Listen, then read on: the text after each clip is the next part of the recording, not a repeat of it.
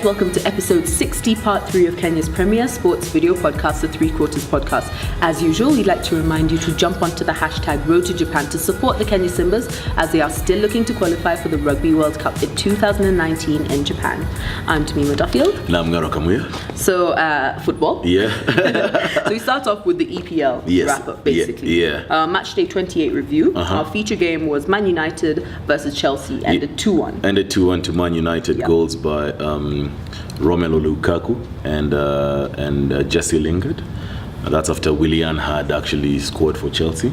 Chelsea took the lead. It was actually 1-1 till almost near the end. Till almost the end when Jesse Lingard got the goal. It was a pretty solid performance by Manchester United. I think apart from Paul Pogba, he's not having a good season this year. But yeah, it was a pretty solid performance by, and especially the midfield. Nemanja Matic being the anchor of the midfield. Alexis Sanchez is always Alexis Sanchez. Perfect interplay between Alexis Sanchez, Anthony Martial, and Romelu Lukaku for his goal, and a brilliant goal by Jesse Lingard. So, I mean, kudos to Manchester United. Definitely deserved the win on the day. The other games, of course, Liverpool beating West Ham 4-1, Crystal Palace losing to Tottenham Hotspurs 0-1, and then we had the Carabao Cup, which was the League Cup, which used to be called the Carling Cup a while back. Now that I remember.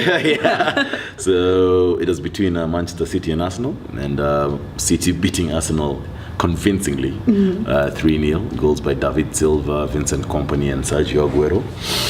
So Pep Guardiola getting his first trophy as a Manchester City coach. So that's what we had for match day 29. For match day 28, day 28, I also have to add that now, because of the final, what was to be match day 28 was actually Arsenal versus Manchester City. It's going to be happening later on in the week. Match day 29, we have Tottenham Hotspurs hosting Huddersfield. We have Liverpool hosting Newcastle. We have Arsenal traveling to Brighton. We have Crystal Palace taking on Manchester United, and what is going to be our feature game of the week is going to be between Manchester City and Chelsea. That's going to be happening at the Etihad Stadium. It's going to be a Sunday, 4th of March at 1900 hours. I think City are too strong for Chelsea, but Chelsea have shown they're no pushover in the big games, so it's definitely going to be an interesting game. Still on football, we've got the UEFA Champions League, round of 16 wrap-up. Review of round 2 and preview of round 3. What we'll do, let's do a preview of round 3 because it's already old news. So this week we have Paris Saint-Germain taking on Real Madrid in Paris at the Parc des Princes. I was trying to remember the name of the stadium, the Parc des Princes. We have Liverpool taking on Porto at Anfield. We have Tottenham Hotspurs hosting Juventus at Wembley. And we have Manchester City taking on Basel at the Etihad. PSG versus Madrid, 3-1 to Madrid. I think Madrid have already wrapped this one, so I don't think PSG can come back into the game. But again, you can write them off. With Neymar on the team, Edison Cavani, you can write them off.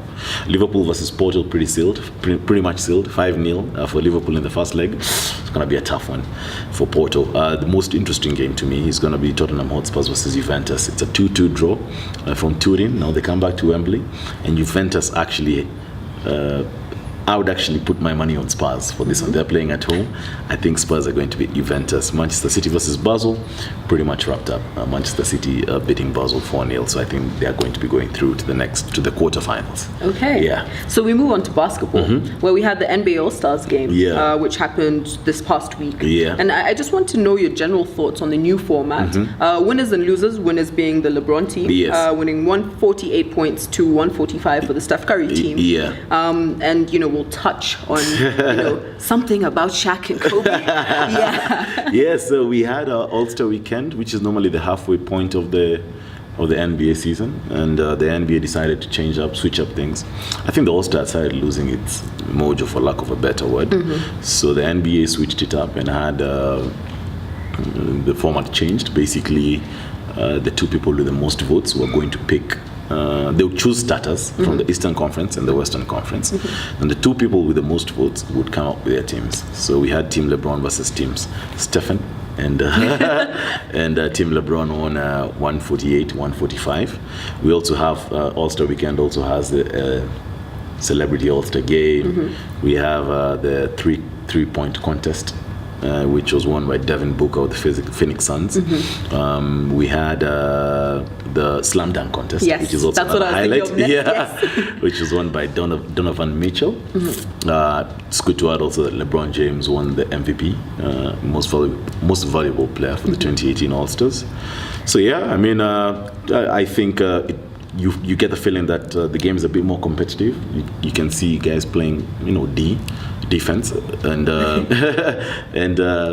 it's more entertaining. Like I keep on saying, it's just the game. Sports is not just about scoring. It's also the defense part, and the competition is what makes it entertaining. What makes it entertainment. The other thing, of course, that happened was there's something called the Players' Tribune. And early on in the year, we had one between Magic Johnson and Isaiah Thomas. For those who follow basketball, Magic and Isaiah came into the league at the same time in the early 80s, both point guards, and East versus West, and they were very good friends. Then sometime, I think, when the LA Lakers met the Detroit Pistons twice in the finals of the NBA, some sort of rivalry came into play later on, because Magic feels that Isaiah played a part in the rumors that were going around how he got HIV. And they stopped talking. So they had a Players' Tribune moment early on in the year, and it was very emotional. And they just got to say whatever what they wanted to say, and people cried. So Shaq came up with the idea. Shaquille O'Neal came up with the idea of them having a Players' Tribune between him and Kobe Bryant, because the feud was very public. The way they broke up, and they're the most dominant tandem of the 2000s.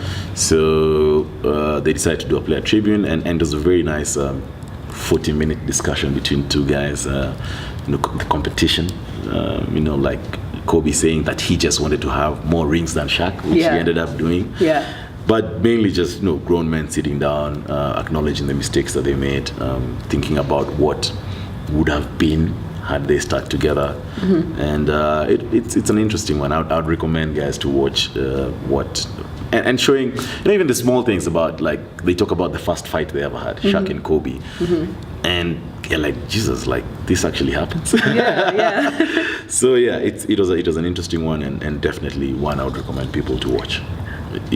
So that's all that happened on the All-Stars weekend, which, as I said before, is the half point of the NBA season. So then we move on to our bonus topic, and like in previous episodes, generally stated that the policies and legislations to make sports a business in Kenya are there. But what we want to do, and what we want to show people, or what you will show people, is or rather, you will dissect the Sports Act of 2013. As well as any other legislation that will basically assist people to understand a little better. So as you said, we've been doing it a couple of times. We talked about legislation and policy and the work that government must be doing. And like I've said, it's my opinion that first, government shouldn't be involved in the funding of sports, number one. And number two, government's work is just policy and legislation. So there's this piece of legislation called the Sports Act of 2013. First, I think it's very progressive that the government actually thought to sponsor the development of a sports act that's going to be governing our sports in Kenya. I've talked to a couple of guys from outside, and you ask them in other countries, like, what role does government have? And it's pretty straightforward. It's in terms of talent, such, providing the infrastructure. That's by me saying providing the infrastructure, is for base level, for the talent to come in, not later on in life. So I think the first piece of brilliance with the Sports Act of 2013 is the establishment of our Kenya Academy of Sports. I think it's going to be crucial for our young guys just to get into sports. And if you start nurturing this talent very early, then it in turn works well for Kenya later on. Financial provisions. I think this was also brilliant work by the people who drafted the Sports Act, because it gives sports organizations powers to borrow. It gives sports organizations powers to invest funds. Powers to borrow, basically, sometimes you need working capital. And sometimes you do need to take these loans, of course, on approval by the cabinet secretary. But you see, if you have powers to borrow, that means you must be running like a business to pay the loans that you're borrowing. So I think that was a good piece. The power to invest. I think about, like, for example, let me come back home. Kenya Harlequins make some money if it's run like a business, and you invest the money that you make in things like government bonds, which give you a solid return. So they've been given the powers to invest, which is also, I think, very good. What perhaps for me was the best thing was the sports registrar. And previously, sports organizations used to be registered under the Societies Act. So basically, you were in there with all the SACCOs and everything. That has changed. Now you have to be registered by the sports registrar, who's an appointee of the Public Service Commission. And so I'm saying, like, there's some structure coming into the registration of sports organizations. I think also about provisions of the constitutions that govern these sports organizations and federations. There's actually it's been tabled in the second schedule of the Sports Act that the constitution of every sports federation, every sports organization, must be in line with what has been stipulated in the second schedule. So the constitutions that are in place are very archaic, and I think about, like, the transfer rules for the Kenya Rugby Union. You can't go above 200,000 shillings for a transfer, So that has also been a good thing. So the policies, like we keep on saying, the policies and the legislations are there. It's just that we need the visionaries at the federations to take it further. We have talked about the Finance Act. We've talked about the fact that if you sponsor sports, you don't get taxed. The revenue that you use to sponsor sports, you don't get taxed. So the policies and the legislation is there, as we've kept on saying. There's one thing I need to add, sorry. The Sports Act also talks about museums, and just sports museums, whether it's federations, for example. Think about the Kenya Rugby Union having a museum for Kenya Rugby history.